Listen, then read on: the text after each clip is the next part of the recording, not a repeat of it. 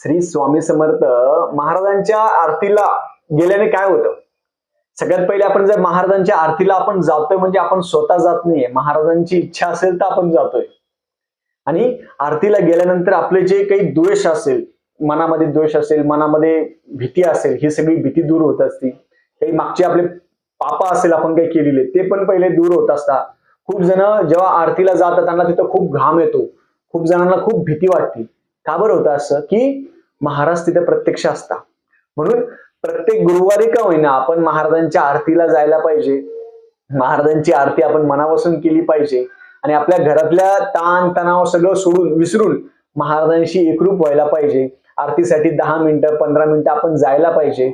दर गुरुवारीच महाराज असता का? नाही, महाराज वर्षभर असता, 24 तास महाराज असता. म्हणून महाराजांना भेटायला जायला पाहिजे. महाराजांचं दर्शन अवश्य आपण घेतलं पाहिजे.